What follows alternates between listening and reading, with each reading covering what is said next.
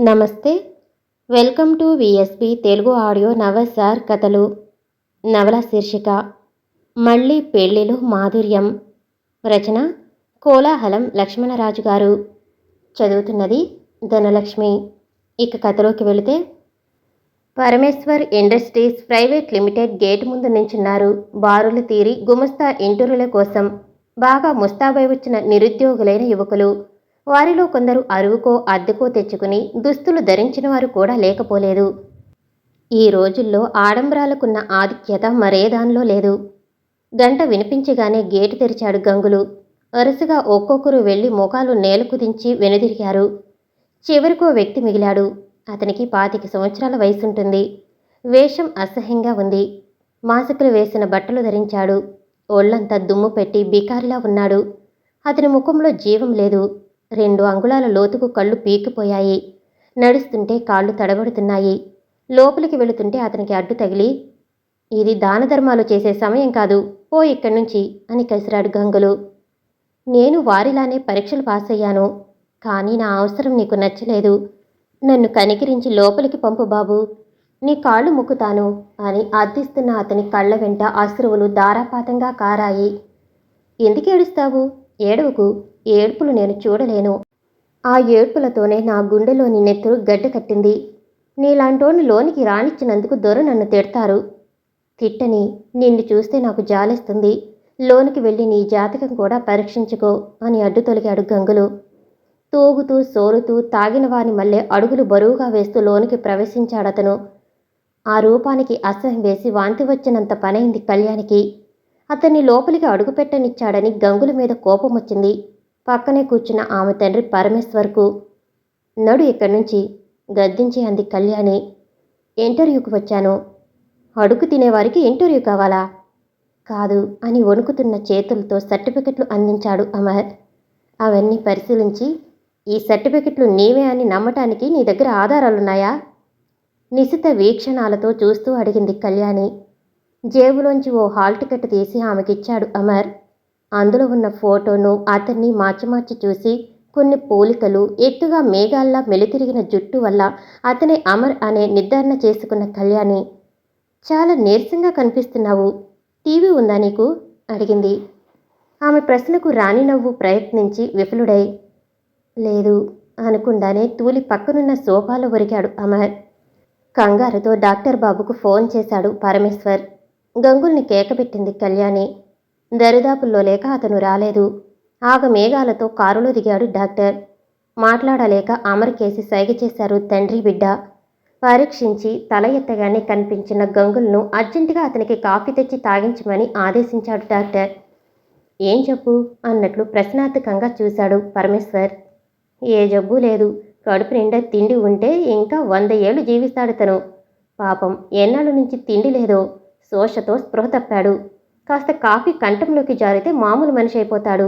ఇంతకు ఇతనెవరు? మీకు ఇతనికి ఏమిటి సంబంధం అని అడిగి కుర్చీలో కూర్చున్నాడు డాక్టర్ బాబు. డాక్టర్ బాబు తెలుగుదేశానికి చెందినవాడైనప్పటికీ మెడిసిన్లో సీటు దొరక్క బాంబే కాలేజీలో చేరాడు. హౌస్ సర్జన్ చేసి MBBS పట్టా సంపాదించి అక్కడే స్వంత ప్రాక్టీస్ ప్రారంభించాడు.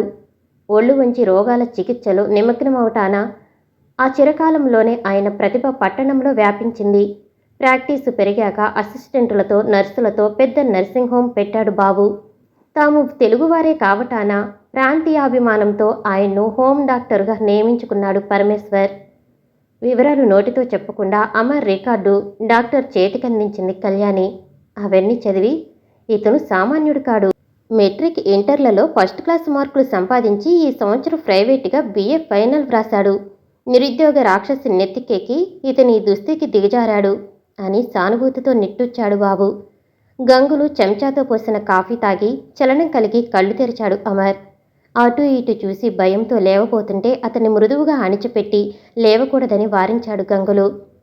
పడుకున్నట్లే ఉండి హఠాత్తుగా లేచి నుంచుని, ఒళ్ళు తూలిపడ్డాను, క్షమించాలి అని వణుకుతున్న అమర్ను బలంగా సోఫాలో కూర్చోబెట్టి, కదలకుండా పడుకోకపోతే మర్యాద దక్కదని గట్టిగా కసిరాడు పరమేశ్వర్. ఇతను గ్రాడ్యుయేటా? ఆశ్చర్యంగా అంది కళ్యాణి. విశేషమేమిటంటే ఏ ఆర్థిక స్తోమత లేకుండా ఇతను గ్రాడ్యుయేట్ అయ్యాడు.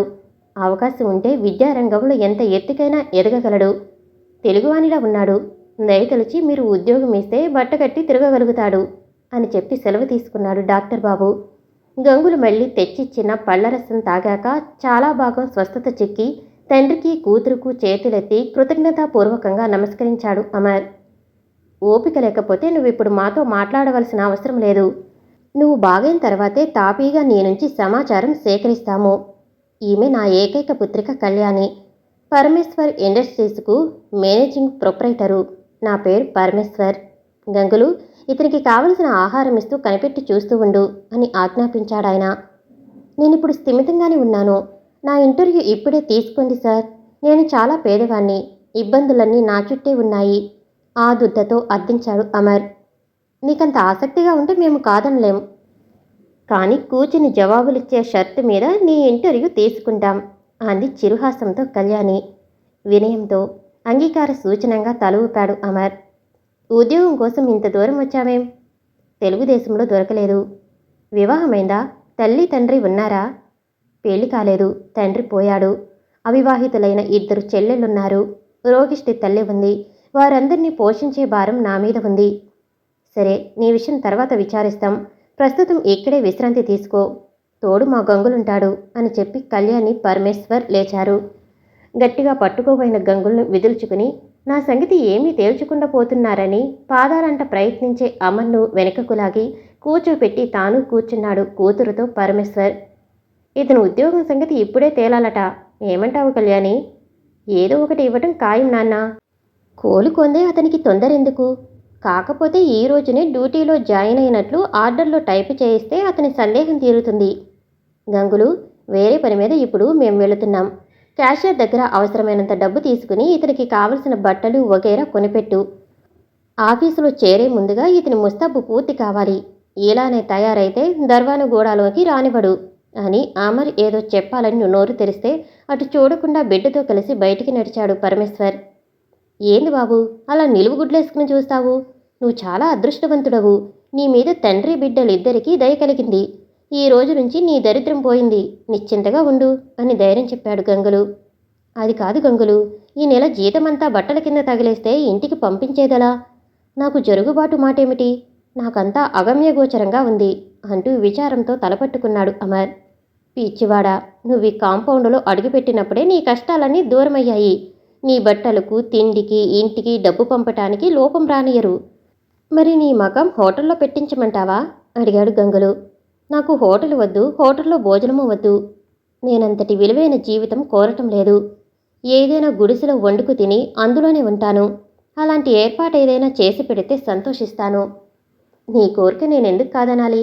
నా గుడిసెలోనే కొన్నాళ్ళు కాలం గడపటానికి నాకేమీ అభ్యంతరం లేదు. నా జతగా ఉండొచ్చు. నాకు ఎవరూ దిక్కులేరు. ఏకాకిని. తిరుగు జవాబుకు ఆశించకుండా ఏదో జ్ఞాపకం వచ్చిన వానిలా బజారుకు పరిగెత్తాడు. అదంతా సినిమా దృశ్యంలా భావించుకుని భ్రమలో మునిగి శూన్యంలోకి చూస్తూ ఉండిపోయాడు అమర్.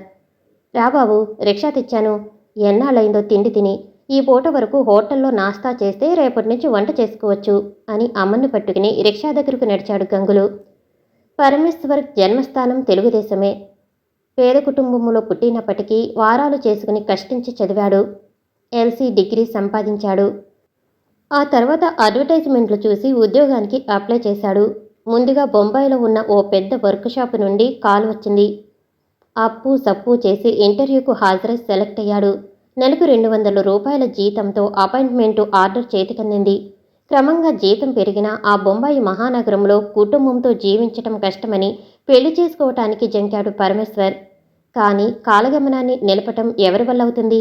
వయసు పెరిగిన కొద్దీ పరమేశ్వర్కు ఒంటరితనం దుర్భరమనిపించింది. తల్లి తండ్రి తోబుట్టువులు లేని కారణాన కొంత డబ్బు బ్యాంకులో నిలవైంది. యవ్వన ప్రభావంతో అతని మనసు గంతులు వేయసాగింది. అతనిలో ఉన్న సంస్కారం మనసును అదుపులో పెట్టింది. చివరకు సక్రమంగా జీవించాలంటే ప్రతి జీవికి మరో జీవి తోడ్పాటు ఎంత అవసరమో చాలా కాలానికి తెలిసి వచ్చింది అతనికి. మాతృదేశం కాదు, తెలిసిన తెలుగువారు లేరు. అక్కడ ఆ మహాజనంలో అతని వ్యక్తిత్వాన్ని గుర్తించేదెవడు? కులమత వ్యవస్థలు పూర్ణంగా జీర్ణించిన సమాజంలో అతని సౌందర్యాన్ని, సభ్యతను గుర్తించేవారెవరూ కనిపించలేదా మహానగరంలో? నిర్లిప్తత, నిస్పృహల వల్ల జీవితంపై రోత వేసి తోచక మనశ్శాంతి కోసం పార్కుకేసి షికారు వెళ్ళాడు పరమేశ్వర్. పరధ్యానంలో ఉండి పక్కనున్న మనిషిని చూడకుండా బల్ల మీద కూర్చున్నాడు. అతని స్పర్శతో పక్కనున్న యువతి లేచి ఆగ్రహంతో కొరకొరా చూస్తూ మేనర్లెస్ బ్రూట్ అని తిట్టింది. అప్పటి వరకు తన తప్పు తనకు తెలిసి రాలేదు పరమేశ్వర్కు. I'm very very sorry madam అన్నాడు. ఇది మగాళ్ళకు అలవాటే అని అతన్ని తేలిగ్గా తీసిపారేసిందామె. ఇక ఆడవాళ్ళకేనా ఏ అలవాట్లు లేంది? అదే పనిగా ఆమె అవయవ సొంపులను వంపులను ఆమె చక్కదనాన్ని కొరుక్కు తినేటట్లు చూస్తూ వెక్కిరింపుగా అన్నాడు పరమేశ్వర్. ఆడాళ్ళకే చెడు అలవాట్లు లేవు. అకారణంగా ఆడాళ్ళ వెంటాడి వేధించి వీధుల్లో కూడా ఆడవాళ్లను ముప్పు తిప్పలు పెట్టేది మగాళ్లే అంది మగజాతి మీద అక్కసు వెళ్ళగక్కుతూ ఆమె. పేరేమిటో కానీ ధోరణి పెట్టి ఆలోచిస్తుంటే నిజంగా మీరు భగ్న ప్రేమికురాల్లా కనిపిస్తున్నారు. అందుకే మతిచెడి మాట్లాడుతున్నారు. నిర్హేతుకంగా పురుషులు నిందిస్తున్నారు. స్త్రీల తప్పులన్నీ కప్పిపుచ్చుకుంటున్నారు. అందరిదాకా ఎందుకు? మీ రామాయణం ప్రారంభిస్తే గంటలైనా తెమలదు. ఏ మిస్టర్, ఇంకా జారావో నీ నోటికి నా బూటుకు పని కల్పించవలసి వస్తుంది. నా గురించి ఏమిటి వాగుతున్నావు? గొంతు చించుకుని అరిచిందామే. ఇంతదనుక ముదిరాక ఇంకా ముందుకు పోతే నాకు ముంచుకుపోయేది లేదు. ఒక్కసారి మీ అలంకారాలకేసి మీ శరీరం కేసి చూసుకోండి. ఆ అర్ధ దిగంబర వస్త్రధారణ భారత నారీ సాంప్రదాయమేనా? ఒక్కసారి యోచించండి. పరిపక్వమైన అవయవ పటుత్వాన్ని ప్రదర్శించినందువల్ల మీకు ఒరిగే లాభం ఏమిటో చెప్పండి. అందువల్ల యువతరాన్ని ఎంత రెచ్చగొట్టినట్లవుతుందో మీకు తోచకపోతే మీ పెద్దలను అడిగి తెలుసుకోండి. కానీ పొరపాటుకు ఇంత రాదాంతం చేయటం మీలాంటి సౌందర్య రాశికి శోభించదు. నా పేరు పరమేశ్వర్. నాకింకా పెళ్లి కాలేదు. పావని ఇంజనీరింగ్ వర్క్షాపులో సూపర్వైజర్ ఉద్యోగం చేస్తున్నాను. నా వల్ల జరిగింది మీరు తప్పుగా భావిస్తే నన్ను క్షమించమని మిమ్మల్ని మనసారా కోరుకుంటున్నాను. ఇంతటితో శాంతించినట్లయితే మీ వివరాలు కూడా చెప్పండి. తన దెబ్బ తనకే తగిలేసరికి ఉక్రోషంతో ఉడికిపోతూ, నా పేరు తారా. అరిచి తన్నుకున్నా నా గురించి ఇంతకు మించి చెప్పను అని రొసరొసలాడుతూ అక్కడి నుంచి విసురుగా వెళ్ళిపోయిందామె. ఆమె ప్రకృతికి విస్తుపోయాడు పరమేశ్వర్. అటు చూసి తార మరచిన హ్యాండ్ బ్యాగ్ అందుకుని దానిమీద అడ్రస్ చదివి తలూపుతూ అక్కడి నుంచి కదిలాడు.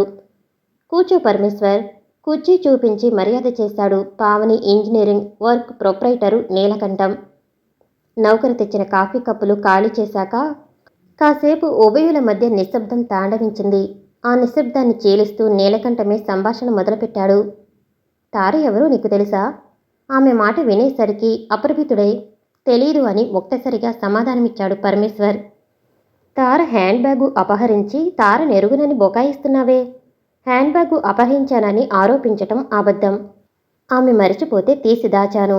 అడ్రస్ తెలుసుకుని అందజేద్దామనుకుంటూ ఉండగానే మీ పిలుపు వచ్చింది. తార నా ఏకైక పుత్రిక. నేను పార్కులో ఆమెను అనరాని మాటలని అవమానించావట. అందుకు ప్రతిఫలం ఏమిటో తెలుసా పరమేశ్వర్? తీవ్ర స్వరంతో సంజాయిషి అడిగాడు నీలకంఠం. మీకంత కష్టం కలుగనియ్యను సార్. ఇప్పుడే నా రాజీనామా ఇస్తున్నాను. ఓ తెల్లగాగితంపై 2 పంక్తులు వ్రాసి ప్రొప్రైటర్కిచ్చి థ్యాంక్స్ చెప్పి లేచాడు పరమేశ్వర్. నీ నేరానికి తగిన శిక్ష పొందకుండా ఇక్కడి నుంచి తేలిగ్గా రాజీనామాతోనే సరిపెట్టుకోలేవు పరమేశ్వర్. నీకింకా చిన్నతనం పోలేదు. లోకంలో నేర్చుకోవాల్సింది నీకెంతైనా ఉంది. ఇదిగో నీ శిక్షాపత్రం, చదువుకో. జేబులోంచి ఓ టైపు కాగితం తీసి అతని చేతికిచ్చి పొంగే నవ్వుకు కర్చీఫ్తో అడ్డుపెట్టుకున్నాడు నీలకంఠం. చదివి సంతోషంతో తలమునకలై మాట పెగలక అలాగే కూలబడ్డాడు పరమేశ్వర్. శిక్ష సరిపోయిందా? భలే తమాషా మనుషులు సార్ మీరు. చిన్న తప్పుకి ఇంత బహుమానమిచ్చారు. ఇంకా పెద్ద తప్పుకింత బహుమానమిస్తారో అన్నాడు చనువుగా పరమేశ్వర్. ఏదైనా చేసి చూస్తే కానీ తెలియదు. తార నా ఏకైక పుత్రిక. గారావంగా పెరగటాన కాస్త నోటి దురుసు అలవర్చుకుంది. నిన్ను నువ్విచ్చిన మోతాదుతో దిమ్మ తిరిగిపోయింది. నా 2 పుత్రులు అమెరికాలో ఇంజనీరింగ్ చదువుతున్నారు. తన ఒంట్లో బాగాలేదని అనుభవజ్ఞుడైన మన పాత మేనేజర్ రిజైన్ చేశాడు. ఆ స్థానంలో ఎవరిని భర్తీ చేయాలో తోచక తొట్రుపడుతుంటే ఫిర్యాదుతో నీ మీద రిపోర్టు చేసి నీ పేరు జ్ఞప్తికి తెచ్చింది మా తార. దాంతో ఆ సమస్య పరిష్కారమైంది.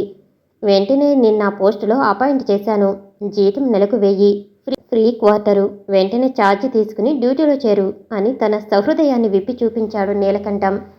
కృతజ్ఞతతో నమస్కరించటానికి ఎత్తిన పరమేశ్వర్ చేతిని పట్టి ఊపుతూ, ఇప్పటినుంచి ఇది మన మర్యాద అనే యజమాని చలోక్తులకు మందహాసంతో జవాబిచ్చాడు పరమేశ్వర్. Hello manager. హలో, ఎవరు మాట్లాడేది? నేను తారను. ఈరోజు సినిమాకెళ్ళాలనుకుంటున్నాను. జత ఎవరూ లేరు. మా డాడీ రానంటున్నారు. తోడుగా మీరు వస్తారని ఫోన్ చేస్తున్నాను. నేను మీతోనా? పరిహాసంగా నవ్వాడు పరమేశ్వర్. ఏం, నాతో రాకూడదా? నేను మనిషిని కానా? నా పిలుపు మీకు నవ్వులాటలా ఉందే. Hello, మాట్లాడరేం manager? అరిచినట్లుగా అడిగింది తార. నాకింకా చెవులు రాలేదు, కాబట్టి ఫోన్లో చెవులు చిల్లులు పడేటట్టు అరవకండి. నేను మీ కింది ఉద్యోగిని. అన్ని విధాలా ఈడు జోడైన వ్యక్తి మీకు తోడుంటే ఉచితంగా ఉంటుందని నా అభిప్రాయం. ఆ తేడాలు జోడులు నిర్ణయించవలసింది నేను. అందులో అందరూ ఏకీభవించాలని ఎక్కడా వ్రాసిపెట్టలేదుగా.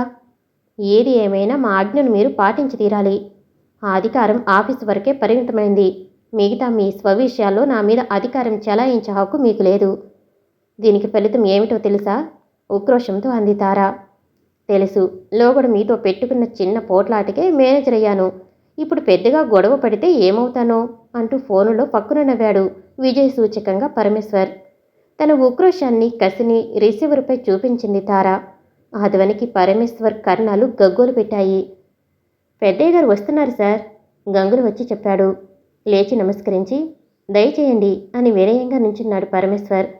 పరస్పర నమస్కారాల తర్వాత ఇద్దరూ తమ కుర్చీలపై ఆసీనులయ్యారు. ప్రస్తావన ఎలా ప్రారంభించాలో తోచక ముందు తొట్టుపడ్డాడు నీలకంఠం. మంచో చెడ్డో సంబంధించిన ఏదో అపూర్వ సన్నివేశం జరగబోతుందని పసికెట్టి దాన్ని ఎదుర్కోవటానికి సిద్ధంగా ఉన్నాడు పరమేశ్వర్. ఆ అమ్మాయి సినిమాకు రమ్మంటే రానన్నావట? నిజమే, రానన్నాను. తప్ప?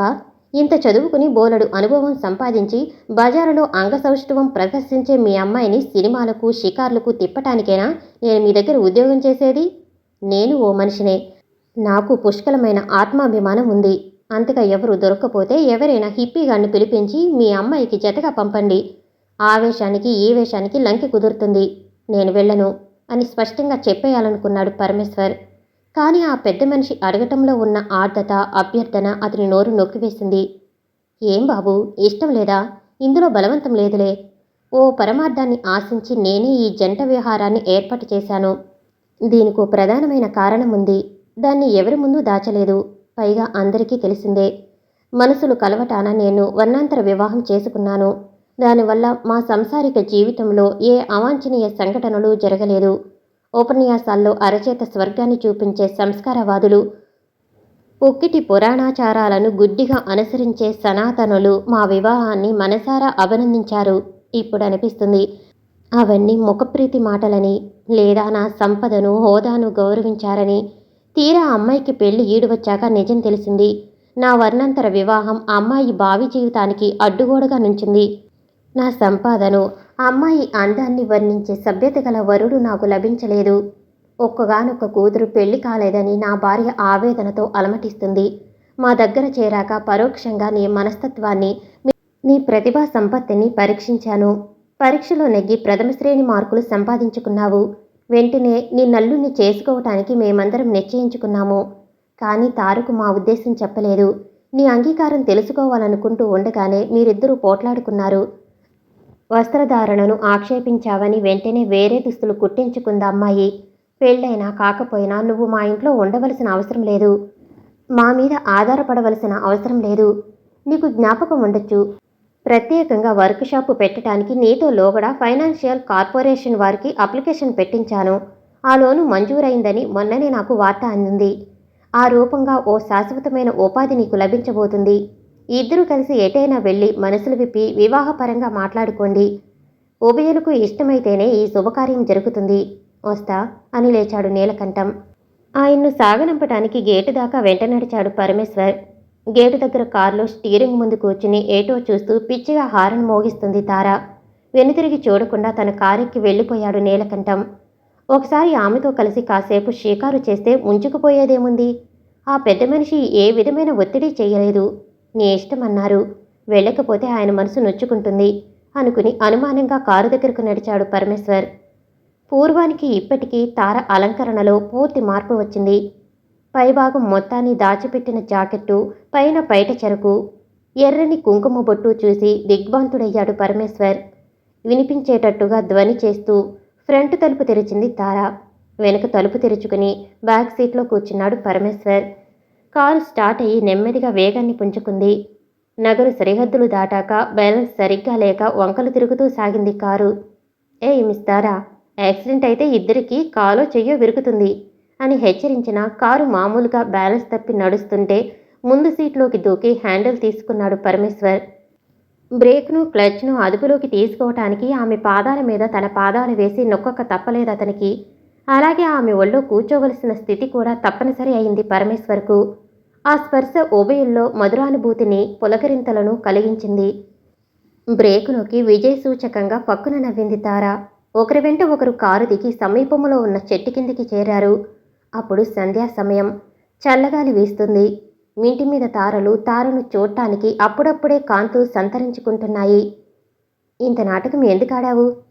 వల్లో చేపను బిగించడానికి. నేను నీ కళ్ళకు చేపలా కనిపిస్తున్నానన్నమాట.